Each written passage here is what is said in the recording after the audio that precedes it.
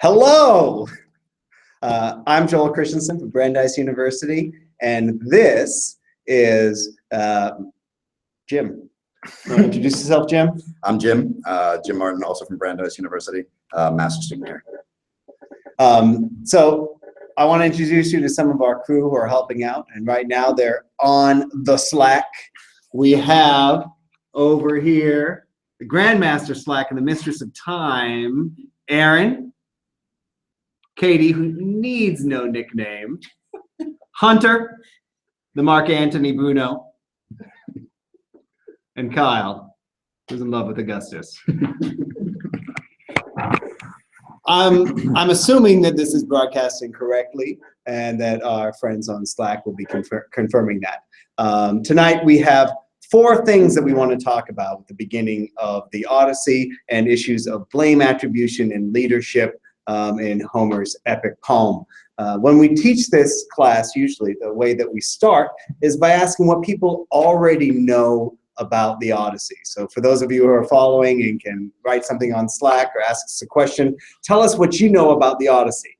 But we're going to play a little bit of a game right now, which is to Google Odysseus and see what the world knows about him. So, Googling stuff on the Odyssey. What do we have, guys?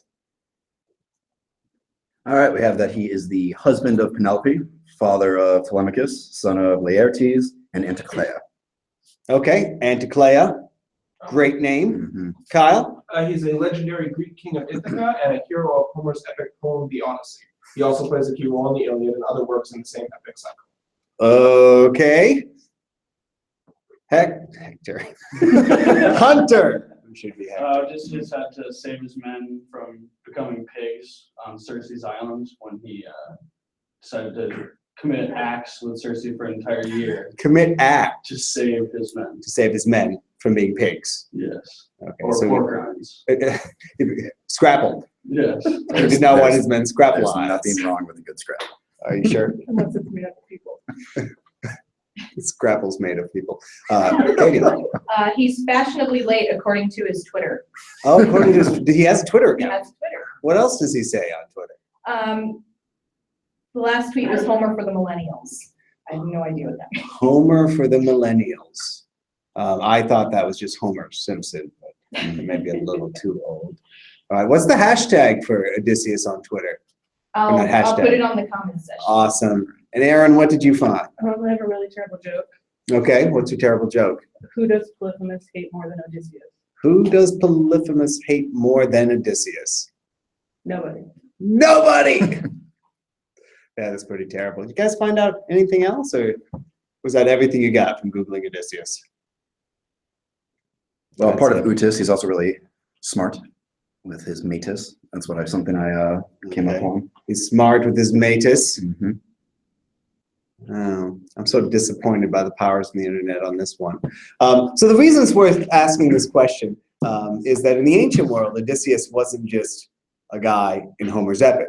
He was someone that they knew about from tragedies, from other epics, and from visual images they saw on pots, like reliefs. He had many different characteristics, right, Jim? What's one of your favorite stories about Odysseus that's not in the Odyssey? That's not in the Odyssey. Probably that he hangs out with Aeneas and goes and has something to do with starting Rome. Hangs out with Aeneas, he pals around with Trojans. That has to disqualify him from a leadership position. What about you guys? Any other great stories about Odysseus? Wait, you got one, Kyle? Yeah, the one where he is being retrieved to go to the Trojan War, and he pretends to be crazy and he's plowing the field until he gets Agamemnon and Menelaus, puts his son in front of the plow, and he stops, and one of his son and proves that he is in fact both Odysseus and not insane, and takes him away to the Trojan War. So not quite clever enough. In that case, yes. What about you guys? Any other stories of Odysseus? Nope. You guys know the one about Odysseus's death by bird feces? No. Right. So this is a story that actually comes up in some later scholastic accounts, but it seems to be referred to by a fragment from Aeschylus. And so at the end of the Odyssey, or during the Odyssey, Tiresias gives a prophecy that a death will come to Odysseus from the sea. And the way that story is usually interpreted is that his son with Circe, Telegonus, will come home and kill him, usually with a spear made from a sea urchin or something ridiculous like that. So death comes in from the sea doubly. But according to a play from Aeschylus, Odysseus dies when a seagull flies over him and defecates upon him, and he gets a terrible disease and dies from it, from the feces. I have no idea what that story means, but I thought I'd share that with you. And that's something you should be able to get if you Google Odysseus. Okay, so let's check. Any Slack questions? Nothing yet. Nothing yet? Okay, a little slow today. It's probably Odysseus's fault. We are getting a simple poll about Odysseus. So the question about Odysseus that I usually like to bring up is, what does the poem want us to think about Odysseus beforehand, right? It's not like it is when we think about Odysseus and we come to Odysseus and the Odyssey with only the idea of the poem that the poem gives us. Ancient audiences had many different Odysseus's in their heads. So when you start with the beginning of the Odyssey, it may give you surprising information about Odysseus. All right, so it's useful to look at the beginning of the Odyssey. Now, the beginning of the Odyssey is the first 9 lines or so, and it's called a proem, an ancient Greek epic. This means it's sort of the introduction to the poem. So if you guys have a version of the Odyssey with you, you can open to it, but I also posted one on Slack. And I'm looking at something that looks like this right now. So it has all of the beginning of the Odyssey on it. So it starts out with the word Andra. The first line of the Odyssey in ancient Greek is Andra moenepa musa palutrapon hosmalapala. So Andra, what's that first word mean, Jim? Man. And why is it there? To tell us that we're talking about a man as opposed to a war. As opposed to a war. And what else, guys? What else besides just a man? What's significant about that Andra? He's a manly man. A manly man. All right, and he's also not a god. All right, that distinguishes him from the beginning of the Iliad, where we hear about Achilles, we hear about his patronymic Peleodello, and is a very different kind of person. So the first part of the Iliad, the Odyssey, speak of the cunning hero, or the hero of many ways, Palutrapon, who was tossed about much after he sacked the sacred city of Troy. All right, why is that detail important? What do we learn from those first 2 lines? Anybody? Jim? Well, he's wide traveled, so we get this, that we know he's going to be visiting a variety of other places, and we also know that if he's the one that sacked Troy, it immediately reminds us that he was able to do it with his cleverness, because of course everyone's going to remember that it was the Trojan horse that ended the war. But what's missing in those first 2 lines? Who he is. Yeah, right. He's not named at all. He's just a guy who's Polytropon. All right.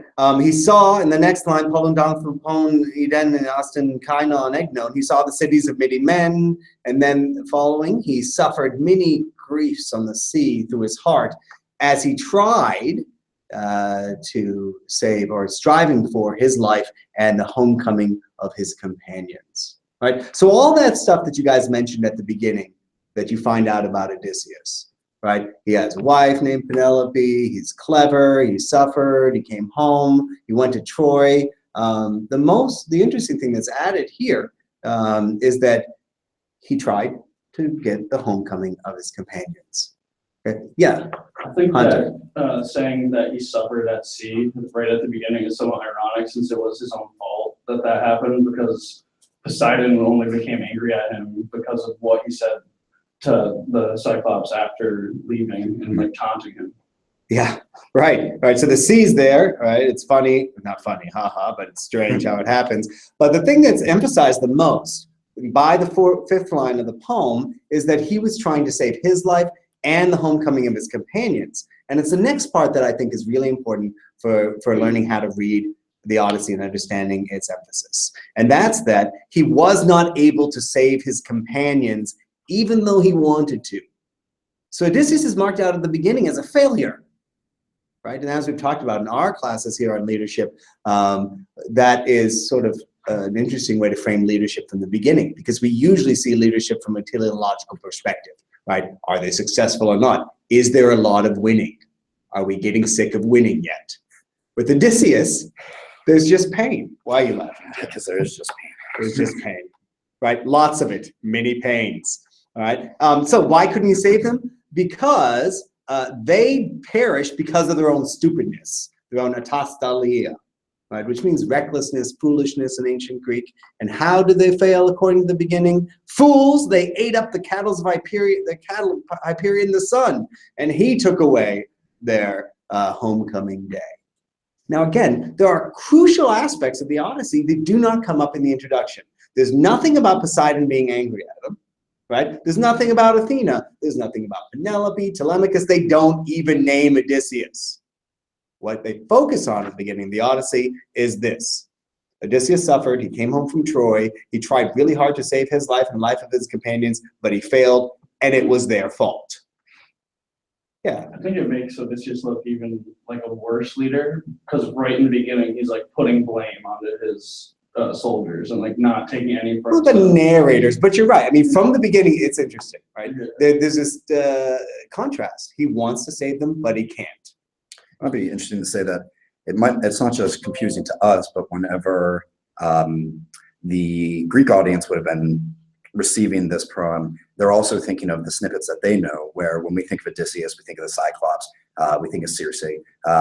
But what they're also imagining are these images that they see of Odysseus on these pieces of pot that they see when they're not, and they're probably hearing just versions of the story that aren't necessarily the beginning every single time, but just start in the middle where these fun episodes are happening. So him and his men. If you go and Google Odysseus some more, some of the most popular images that come up, and some of the oldest ones, are Odysseus blinding the Cyclops, right? Or you'll also find Odysseus bound to the mast, listening to the song of the sirens, or Odysseus with one of the witches, Circe or Calypso. You rarely will see anything about Odysseus failing. But this poem starts out that way. Now, in some of the cases, I'm absolutely convinced that the image of Odysseus blinding the Cyclops predates our Odyssey, right? So Odysseus as a hero of cunning is a concept that predates this poem. But this poem decides to forefront Odysseus as a failure. And that's something we have to think about today.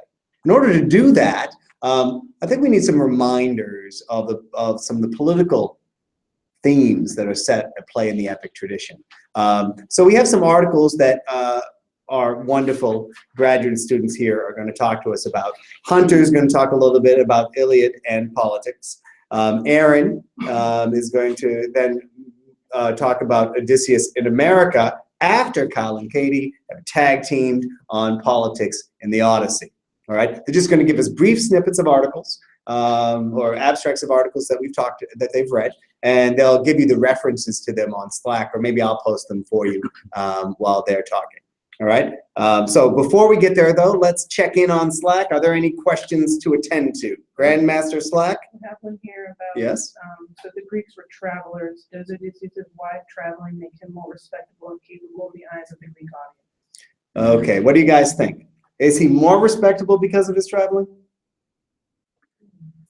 I don't know if it's necessarily just the traveling, but going out, doing a variety of different things, it definitely adds to his class, to his reputation about someone who goes out, makes more Xenia has more people that he has this guest friend relationship with. So I think that aspect, more than just, oh, look, I've seen this and this, it definitely adds to. It's not like, his character. I had to get more pages in my passport. Right. Right. What do you guys think? I agree. Okay. I think it's more about the trials than the journey itself. Okay. Did you have a thought, Kyle? Yeah, I think, the poem mentions he knows the minds of men, many right. men. I think that's a key piece. The fact that, as Jim was saying, that he's made connections outside of the Greek mainland or the central sphere of Greek influence. I think it's important that he's connected with other individuals in other cities, and he has that to draw on. And often what we forget in talking about things like leadership, because we're focusing on one aspect of the poem, is that these poems also have deep mythical messages. And part of what the travel narratives do, the narratives of Jason the Argonauts, the narrative of Heracles, as he's traveling throughout the world, is they help to reflect a wider knowledge of geography for the Greeks. It gives them, these narratives give them a way of framing their new geographical reality within their mythical knowledge. And it's important, of course, because it's introduced the second mind, right? He did all these things, he traveled. But let me tell you something else. He lost his men along the way, right? And that might not have always been part of the tale. Right? Anything else from Slack? Or you guys think we're good to go? We do have another one on reflecting on what kind of hero or which hero that we've talked about in these modules could have maybe saved Odysseus' men and actually succeeded in returning them home. Someone said Antony. I like that person. Mark Antony. Maybe. Achilles. Leonidas I as can well. see Achilles maybe in the sense that he commanded a different kind of relationship with them. They actually Maybe. listened to him. All right, so we've got a proposal for Mark Antony. Maybe if he stayed sober.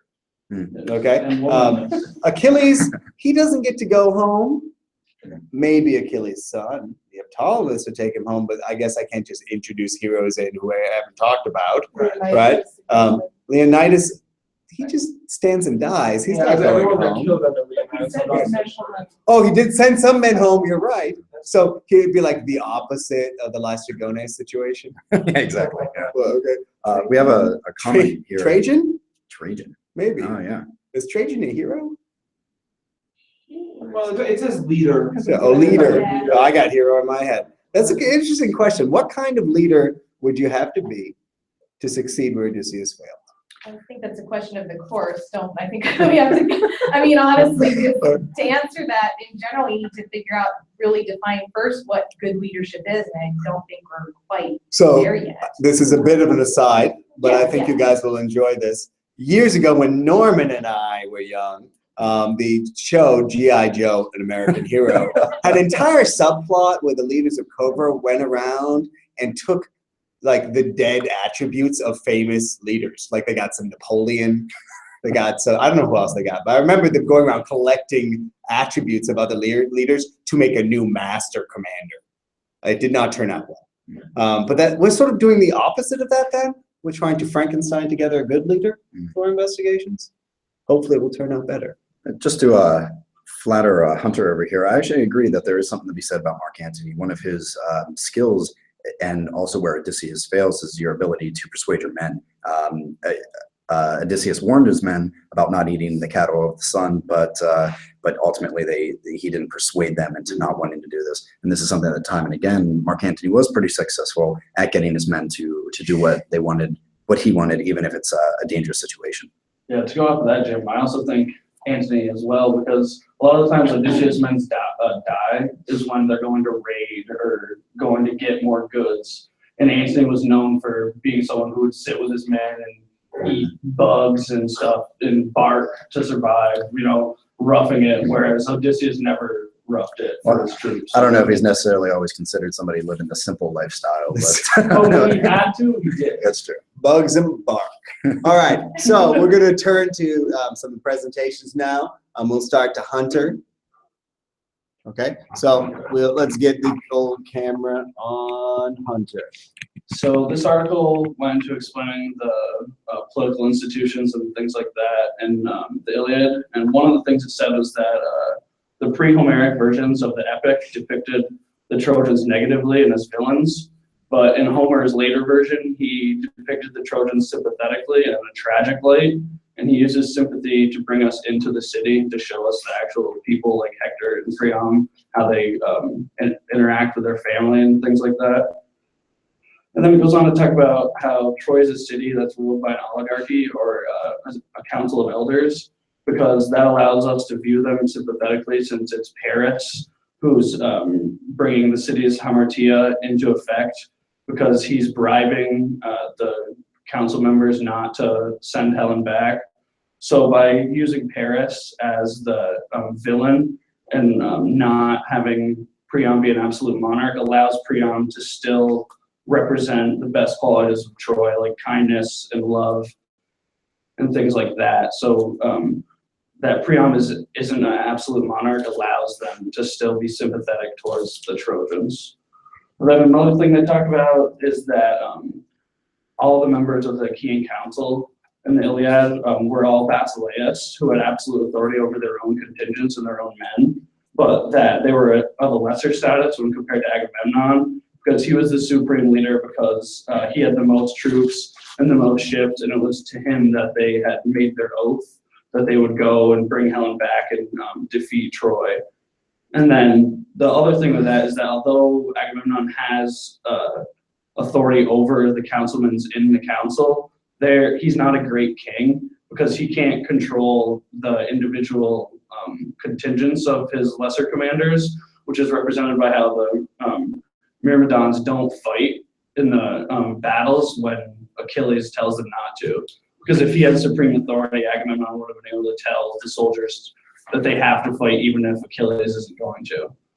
But he doesn't have that right, which shows that he isn't a great king who had supreme authority over all of them.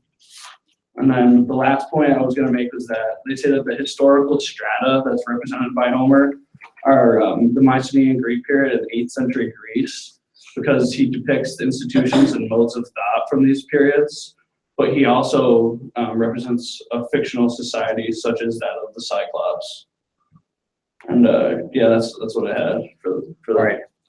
So, I mean, I know we talked a lot about Iliadic politics, right? But if you guys had to describe the political problems in the Odyssey, one sentence each, what would you say? Well, so I know I'm putting you on the spot here, but who wants to start? Insubordination. Insubordination. Okay. Failure to command respect with subordinates. Okay. Failure of the council to do a good job. All right. I will second insubordination. I think that's probably the major. Now, you guys probably spent too much time with me. We're all talking about failure.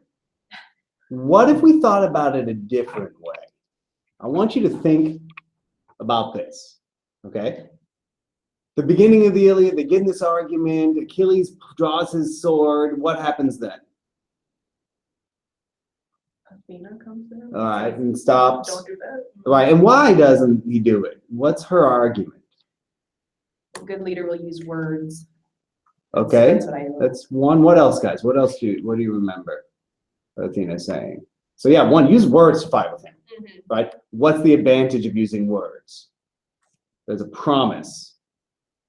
Remember this, Jim? No? She says you'll be rewarded like 3 or 4 times as much. And I've been thinking about this lately in terms of our current election. No, but why do we stay enfranchised, right? Or why do we sign on to governments that we don't necessarily agree with all the time? Like, why do we stick with bad leaders? And I think that part of the model at the beginning of the Iliad is that there's still an advantage to it. By not killing Agamemnon, Achilles keeps stability and he keeps the promise of getting stuff, right? So he doesn't break the system. And so I think we always talk about the failure in the Iliad, but one of the things that we don't talk about is that there are successes, right? Yes, things turn out really badly, but they could have been worse, right? Right, so the political situation in the Odyssey is different. And so I think is that what Katie and Kyle are ready to talk about? Yeah. All right, guys, tell us about the political situation in Ithaca. Well, so it's focusing, the article focuses primarily on 2 things. It starts with the way that Penelope weaves the burial shroud for Laertes and the meaning behind that. And it transitions into Odysseus' return and the sort of overthrow of these established political system. So the tenant, or one of its key tenets, is that Laertes abdicates the throne essentially 20 years prior to when we meet him again. Odysseus, or maybe even longer, Odysseus takes over and then goes off to war. The point is, though, is that in the Homeric epics, it's unusual to see a king step down at such a young age. So essentially, Laertes steps down at a very young age, which is very strange and very different to the normal political order. And Odysseus steps up. He rules for a while, goes off to the Trojan War, comes back, and when he comes back, there's in between, there's been kind of an unstable political order. And when he comes back, stability is returned, and this is seen through a metaphor of Penelope weaving the burial shroud. So she weaves the burial shroud fairly early. I mean, Laertes is, we see him at the end, and he's fighting, and he throws a spear through a guy's helmet. He's not anywhere near dead, or he's not even sickly or dying. So it seems weird that she's weaving a burial shroud for him when he's nowhere near death. So that symbolizes his premature stepping down from power. Then her unraveling the thread every night symbolizes Odysseus's sort of odd step up into power at a young age when his father was still sort of in his prime. And then the final completion of the tapestry, or the shroud rather, it symbolizes Odysseus's return and the restability and the reestablishment of a different kind of political order on Ithaca. Right, yeah, so he equates the weaving too as a metaphor for the socio-political fabric that Odysseus then restores when he returns home. It's kind of the summation of that second problem. Okay. Now, do you guys remember, are there odd things about the political situation on Ithaca? At the beginning of the Odyssey, what are the political institutions in Ithaca? Who's in charge? It's kind of ambiguous. I mean, there are elders, but the article mentions it seems as though Odysseus had dissolved the Council of Elders and no longer needed it. So when Telemachus sort of summons everyone to the house, it's kind of unclear as to who is actually supposed to be in charge. And it's there we get an allusion to the nature of hereditary kingship, in the sense that Telemachus is recognized as the hereditary descendant and the rightful bearer of the kingship, despite being so young. So there's that. And the article also points out the fact that, strangely enough, Odysseus, the ruler, is gone for 20 years, and the island doesn't fall into complete chaos. In fact, really the only area of major instability that we're aware of is within Odysseus' own home. I think that's a good point. So again, like the Iliad, things are bad, but they didn't completely fall apart. But one thing that's interesting is that at the beginning of the Odyssey, we find out that they haven't had an assembly in 20 years. Right? So when Telemachus calls one, I know you guys didn't read this part, in book 2, it's a momentous moment, right? This is him moving into adulthood and his position, but it's strange, right? So I guess the question, if we go back to the beginning of the Odyssey, is what then is the relationship between leader and led with Odysseus, right? I mean, are there going to be assemblies there? Is this an extension of little Ithaca abroad, or what's expected of Odysseus from his men? And so that's where we can really get into this question of the politics of the Odyssey. What are the Odyssey's assumptions about the relationship between leader and led? How does this translate into Ithaca? And that's really where we get to the second part of the module when we talk about the end of the Odyssey, right? But a lot of times people have talked about the Odyssey's politics and seen Odysseus as doing, what he had to do, okay? And it's really not until a few studies in classics of the end of the 20th century and the work of Jonathan Shea that people started to say a little more loudly, well, maybe there's something wrong with Odysseus. So Aaron now is going to help us out and give us a little idea of what's going on with Shea's work and the leadership of Odysseus. Okay, so The Odyssey in America is a book written by Jonathan Shea. It came out in 2002, and it focuses on Odysseus as a sufferer of PTSD and uses the Odyssey as an allegory for the suffering that Vietnam veterans go through. So his primary focus is to look at these different instances in the story. The parts I read were specifically when he lands on the island of Phoenicians, the Phaeacians, and his raid on Mars. It's a really compelling argument. His second chapter really goes into depth more on the Vietnam veterans that he works with at his VA hospital. But I don't really see any problems with it in terms of how you can poke holes in it. I think it's really clear that when you look at it in this kind of depth, that obviously as a soldier and as an officer, he went through some things in Troy, and that affects how he works later. The raid on his Mars is really telling because it talks a lot about this mentality of the combat zone and how they're the kinds of things you do as a soldier, and that when you are post-war, post-conflict, that it's hard to get out of that kind of mindset. He doesn't talk about this in his chapter, but one of my questions was, in the Odyssey are they really ever post-conflict? Are they ever post-trauma? I think definitely Odysseus, certainly, and probably also his men, you could say have post-traumatic stress disorder, but is it a compounding effect? Do they keep getting more and more traumatized? I don't know if I have an answer for that.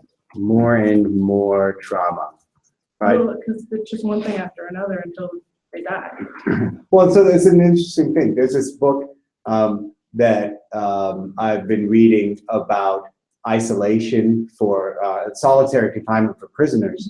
And one of the problems with looking at the psychological effects of solitary confinement is almost everybody who ends up in that position has already undergone trauma, right? And so they have PTSD, they have anxiety disorders. And so isolation and stress can sort of have an exponential effect on already latent and extant disorders. Well, he almost treats it like as a positive for some of these military veterans because it's like the one time when they don't have to be worried that something's going to trigger them because they're completely alone. No one can get to them. And they can't get to anybody else. Right. And there's this sense of the othering of home. Like you come home physically, but are you ever really home? And so for Shay, this moment's really important when Odysseus actually gets home in book 23 and he kills everyone. Right? Yeah. Because too often, like book 23 is seen as this like triumph. But he kills 108 people in cold blood and most of them don't have any weapons. And we've talked in classes before definitely about how, like, is that a necessary action? Yeah. Does he need to kill all those people? And I think in reading this, it definitely seems kind of clear that maybe he doesn't, but in his mind, he feels that that's his only course. Right, especially takes it above and beyond with that whenever he also rids himself of the servants that he feels betrayed him and even colder blood has them executed.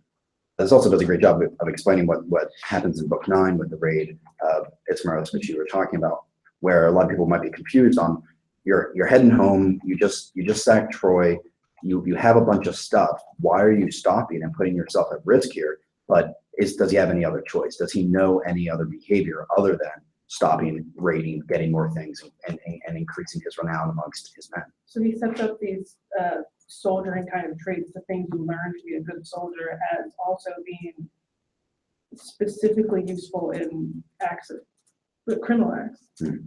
Like he talks about there's a form that is like whatever your position in the army is, like whatever civilian jobs correlate to that. And it's like you can test fire weapons. Yeah. And that's it. It's for like an infantryman. But he says that those same skills are so useful for criminals and that a lot of veterans go into criminal acts because it's like a familiar kind of thing. Right? You're used to violence, you're used to following orders, a rigid hierarchy, right? Having a sense of mission. So did you like the Shea book or did you find did, yeah, I want to read all of it. Yeah, it's well, I'll let you borrow it. There's a companion book, I think. Did you talk about Achilles in Vietnam? I didn't mention it, but that came out in 1994. Yeah, it's a really strong narrative about the warrior and about the warrior experience, about suffering from trauma. It talks about berserker rage and things like that. So it's a powerful narrative about Odysseus, and we're going to use it a little bit when thinking about Odysseus as a leader. But I think we've had some good comments on Slack that we might want to bring up, guys. All right, so I'm going to turn the camera back. Thank you, Aaron, Katie, Pruna. Why did I keep on calling you Hector, Hunter, and Kyle? For those of you who don't know, these are the graduate students in classics at Brandeis, and they have made this fall semester for me my first a wonderful one. So if you're watching this, applaud for them. They live for the applause. Yes, I just alluded to Lady Gaga. Yeah, Jim, you'll love this detail. Can you see me now? Yeah. I've seen Lady Gaga live. By accident? Have you? Yes, I have. By accident? I don't know. What is intention? All right. So what are some questions, guys, that we've had from the Slackers? One big slacker mentioned, do you think that the function of the Achaean council was the same at home in Greece as it was portrayed and functioning during the Trojan campaign? So you might want to look this up, Hunter. There are a couple articles, really important articles about politics among the Achaeans. One is written by Walter Donlin, who talks about the Achaeans as a coalition.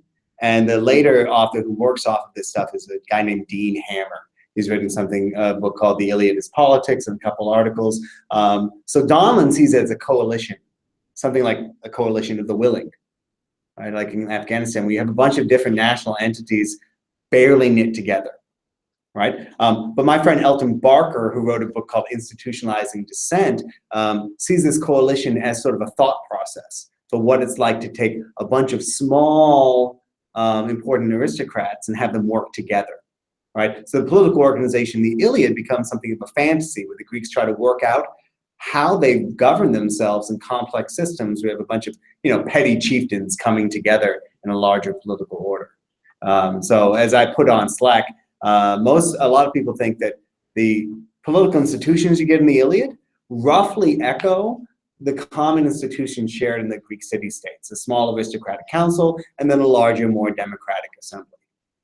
Right? What else do we have? It's not on here, but one question I have is, so in the Iliad, we have this, I'll propose against our Greek heroes, we have these depictions of Trojans from their lifestyle.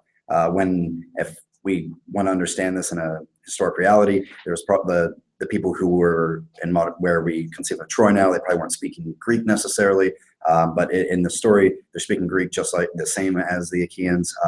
They have the same gods. And Hunter mentioned in his article about how it's a very sympathetic light that they put these Trojans in. And I wonder how much of this has to do with showing proper behavior among society with somebody like Hector, who doesn't, when there's something he doesn't want to do, he doesn't throw a tantrum like Achilles, or he doesn't need to put on displays of his leadership like does Agamemnon. So the structure does make us look at these Achaean leaders as maybe highlighting their faults by putting it up against the people they're fighting against. But we don't have that in the Odyssey. Right. We don't have the side really that's against Odysseus. We hear some grumblings of the gods and a little bit of whining there, but nothing really that we can directly relate Odysseus to and understand him as a good or bad leader. But we do get tours of other properly functioning households. Mm. And so the distinction I think that's interesting in the Odyssey is that we get the household of Menelaus, where Helen's drugging Menelaus regularly, right? We get Nestor's home, which obviously can't really apply to anybody else. And then we get the dysfunctional house/polity of Ithaca, the functional home of the Phaeacians on Scheria, and then we come back to Ithaca. So you're right, there's really no other parallels, except unless you start talking about the island of the Cyclops and some parallels, right? And what you do get in those moments, though, is a sort of Odysseus's eye training you in what's interesting politically. When you get the one eye of Odysseus. When you get to the section where Odysseus describes seeing the land of the Cyclopes, he says these are men without laws, without assemblies, they don't sail in ships. So part of the function of the Odyssey is to define what it means to be civilized. So we must ask, is Odysseus civilized? Mm-hmm. All right. So I would like anybody listening in on Slack to play along with the game we're about to engage in. We're not going to do what Shea does. Shea in his book puts Odysseus on court-martialed. And I don't know about that. The Uniform Code of Military Justice is something that I'm not quite familiar with, and I'm not going to execute Odysseus today. But we do have a handout, looks like this, and we can just sort of go through the major leadership decisions that Odysseus makes in the death of his men, and try to see who's at fault when. All right, so just to remind you why we're doing this, at the beginning of the proem, the Odyssey says clearly, Odysseus tried to get his men home and failed, and it was their fault because they ate the cattle of the sun. But after many years, when Odysseus finally gets to Scheria, and he finally starts to tell his own tale, he tells a tale that starts with him leaving Troy and ending up washed up on Ogygia with Calypso with no men. So the question the Odyssey asks is, how did you get from there to here? And just in case you think that this is a purely silly question, the Odyssey tells us to focus on blame. All right? There's a great passage soon after the proem, where Zeus gets a little upset about mortals. So starting at line 30 or so, Zeus is looking down on mortals and he says, "Mortals, they're always blaming the gods for the troubles when their own recklessness causes them more than they were destined for."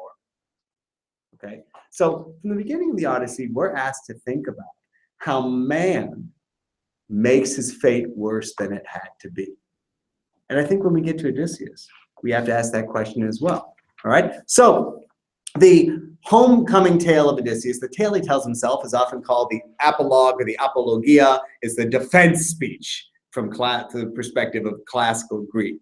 And there are 3 basic sections with 9 stops. And what we want to go through now is each stop, I'll tell a little story about it, and then we'll debate whose fault it is that the men died there. All right, so stop 1. After leaving Troy, they get to a place called Ismaros. They get out of their ships, they stop, and they raid. They kill a bunch of guys and take their stuff. Now, when it's time to go, the men want to stay around a little longer and have a party, right? Because what good is booty if you can't distribute it? All right, and what happens during the party, Jim? They wait too long, and the Ismarians, I guess, prepare a counterattack. Okay, and what's the result of this counterattack? They lose 72 men. 72 men die. So, my panel of esteemed jurors, wait, we're not doing that part. Whose fault is it? What do you guys think? Whose fault is the death of the 72 men at Ismaros? Odysseus. Resounding. But his men are the ones who don't want to leave. Why isn't it their fault? The leader of the group is responsible for any action undertaken by his underlings. So if he fails to convince them to leave, that's on him. He has the capacity to convince them to leave at any given time. He does this in the next instance with the Lotus Eaters. But in this case, he fails to basically make them leave. He is the leader. They should listen to him when he says leave. It's time to go. If they say no, then he needs to convince them. If he can't do that, then it's a failure on his part. Okay. Well, the problem is they do listen to him, right? Yeah. So this is the argument. All right. It's Odysseus' fault. He should be able to control them. And to add to this, why did they stop in the first place? You put them in that situation. It was Right. his idea to stop. I mean, do you think they need some food? Or some wine? They just sacked the city. All right, so it's all a little strange. It's a story that doesn't make sense. So I don't know about you guys. I think I agree. It's Odysseus' fault, right? The men are a little to blame, right? It's a complex. They don't listen to him, but we have to ask why they might not listen to him. Okay, next scene. So Odysseus to blame for that first one. Next scene, the land of the Lotus Eaters. All right, and the story here is pretty simple. They stop. Odysseus sends his men out to for reconnaissance, right? Which is good and responsible. We need to know what's going on. Now, why are they stopping every night, Jim? You love pirates. Well, you don't want to travel by night because you don't know how to. What do you mean they don't know how to? To sail a ship by night, they don't. They just can't like light a fire. It's probably pretty hard on the sea. So if you're traveling by ship, you need to stop every night. You don't. Okay. They don't know how to follow the stars quite yet. Oh. At least that's the idea. And yeah, you need the rest. And the ships aren't very nice. You don't really want to live on those. They're open hold. You want to kind of make camp. Where did the Greeks go to the bathroom on their ships? Probably off of the ship. Sorry. All right. So part of this, we could blame Odysseus for every stop, but the fact is the Greeks sailed along the shore and they had to stop regularly because the ships were leaky. And they didn't know. They were great navigators. I mean, it's surprising, impressive that they got as far as they did by being as crappy at navigation as they actually were. All right. So they get to the land of the Lotus Eaters. The men go out. They eat some lotus and they don't want to come home. And what does Odysseus do? Drag it back. Drags him back. All right. Is this scene a good scene or a bad scene? Like, what's the purpose of this scene in the epic? What do you think? I think it shows a variety of the levels of Odysseus' character. He shows restraint here, which we know he has the ability to do from time to time. but it shows that he's not always reckless and not always giving in. So I think this is a good opportunity, I think, for the story to make his character a little more diverse. Okay, so I mean, Odysseus saves his men here, right? He does a good job, right? This is like Odysseus with the little lost sheep, except the sheep happen to be drug users. Okay. Shay talks about the lotus eating, right? Yeah. What does he say? Well, so he ends one of his chapters by talking about how Odysseus and his soldiers exhibit some traits of veteran stereotype. Yeah. Violent crimes with the rape, drug addiction, the lotus eating, Avoidance coping, yeah. general irresponsible thrill and pleasure seeking. Irresponsible. So Later. sounds like 1999. The Cyclops' Island, all right? This is the set piece of the Odyssey, right? This is the story everybody knows. You could go up to strangers on the street, and if they've heard of Odysseus, they've probably heard of the Cyclops and the trick of no man, right? And blinding that Cyclops with a giant stake. Now, what goes on here? So let's set the scene. Okay, Odysseus stops at an island. Does he stop originally at the Cyclops' island? No. Where does he stop? A little bit down the road. Okay, a little bit down the road. An island away, actually. Okay, and is there anything wrong with the island they stop on? No. In fact, Homer takes pains, the Homeric narrator takes pains to say that there's actually food on that island, right? Like, it's a good island. But they see smoke up at the other island, and Odysseus decides, I want to go to that island. Why does he want to go to the island with the smoke? Wants to meet people. Why does he want to meet people, Kyle? Presumably to get the customary host guest gift. He wants to get a gift. Also, maybe they could be like, you're here, you're this close to where you're supposed to be. All right, maybe he wants to make friends. Make friends. We don't, okay. But how does Odysseus act upon arrival in some stranger's home? He just kind of walks in. He raids the fridge. He goes in, eats the food, puts his feet up on the coffee table, and waits till Polyphemus comes home. It's the Goldilocks thing. Yeah, right? I mean, the bear should be angry. In this case, the bear is a giant man with a single eye, And he is angry. and he's very angry. And what does he do? Locks them in the cave and starts eating them. Yes, but first he bashes their brains on the rocks, and he uses the most savage simile in all of Homer, right? And where Homer says he bashed their heads against the rocks like puppies. And you have to wonder, what kind of a culture is it that would generate that simile? What are they doing to puppies? Exactly, like puppies. Like, worried about Odysseus and leadership here. Like, puppies are getting bashed to death. I think what you're doing with the Cyclops is like a Cyclops baby. So at the end, the outcome in this one, and I could go on forever, is that 6 of his men die, which is actually quite minor in comparison to the other ones, right? Whose fault is the Cyclops episode? Odysseus, why? Because they could have stayed on the first island. Okay, 1, they could have stayed on the first island. 2, what's the second problem? His men wanted to leave when they got to the Cyclops cave. They get in the cave, they get cheese, they get sheep, and, They're like, let's go. oh, milk, pills of milk, right? They say, let's go, and Odysseus says, nope, I gotta get the gift. I gotta get a gift, all right? Selfishness. So Odysseus is selfish, he's curious, he's inquisitive. They finally get out of the cave. He uses his great trick of getting underneath the sheep and riding them out. And then what happens? Thompson. So, hey, P.S. Yeah, P.S. I did. It was me, right? But as they're sailing away, the Cyclops is hurling rocks at them, and Odysseus keeps yelling out and taunting him, and his men say, don't do it, don't do it, don't do it. And he does it, and he gives his name. All right. And as we talked about in class, there's a way in which you can trace everything bad that happens for the rest of the Odyssey to that moment. Even the suitors showing up in Ithaca can be blamed on Odysseus. All right. Now, what's interesting here is it's sort of the reverse of the lotus eating situation, right? Odysseus saves his men, they listen to him, and everything turns out well. But here, Odysseus's men give him good advice, and he ignores them. Right? Not once, don't go to the island. Not twice, leave before you get in trouble. Not 3 times, sorry, not just twice, but 3 times, right? And everything bad that happens issues from that. Okay? So we can keep going. All right, to the next movement. We get the story of Aeolus, the king of the winds, right? Aeolus bags up the 3 winds they don't need so they can go straight home. Yep, they can go straight home as fast as possible. And what happens there?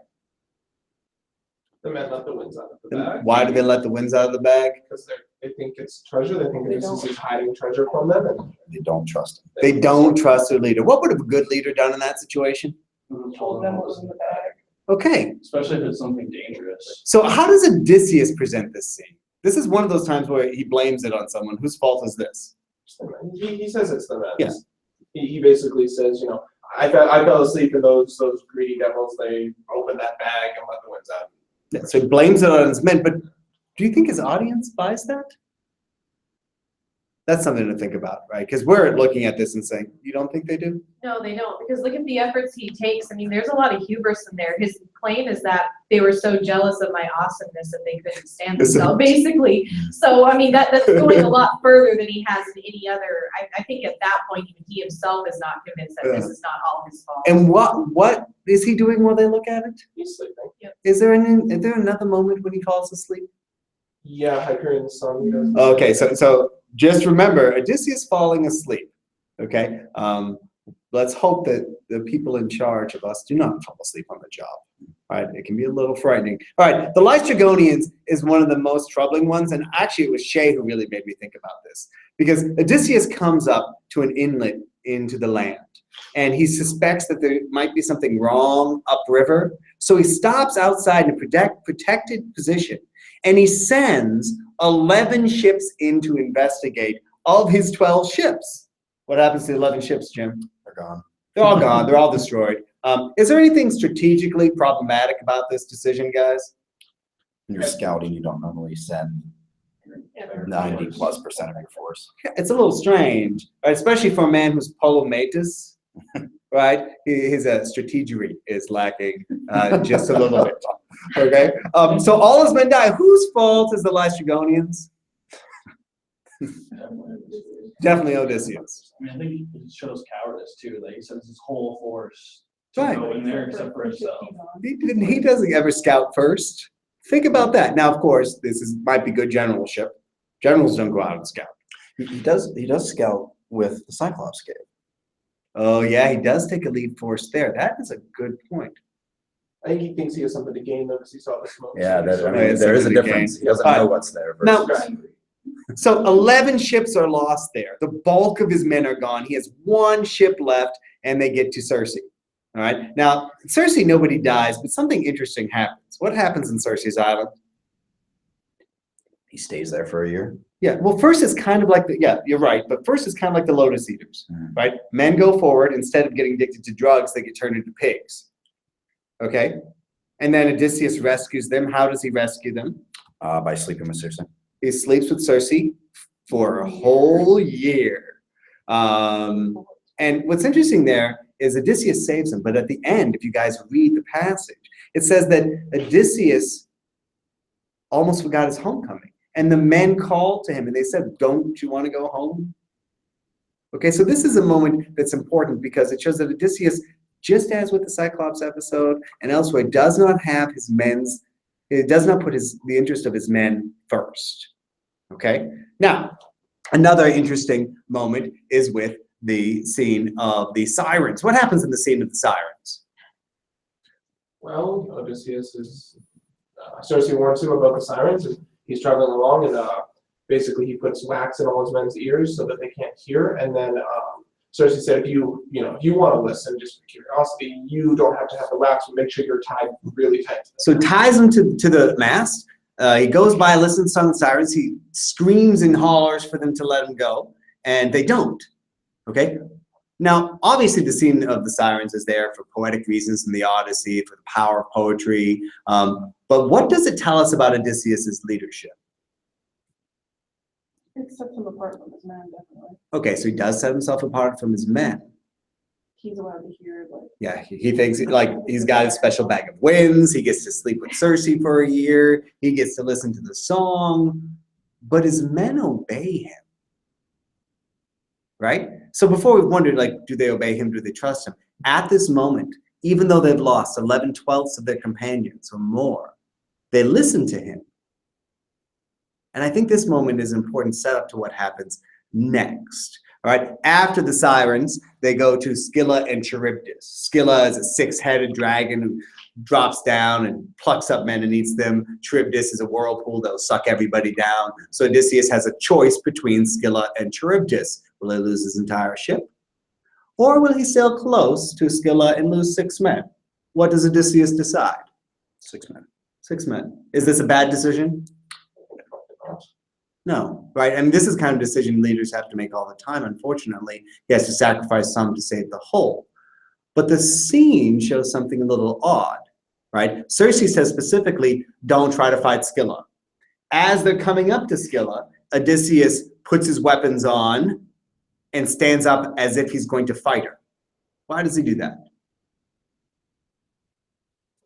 Probably not to show complacency. I think so. This is a performance, right? So the men who, I think it's a performance for the men who are there and going to get eaten, right? So they won't be afraid as they die, but also performance for the men who are there after. He looks like he's trying to do something, right? And I really think that that's the kind of leader Odysseus is. He's kind of chilling at times, right? He's kind of mercenary. He's thought about this, and he does not tell his men about the danger ahead of time.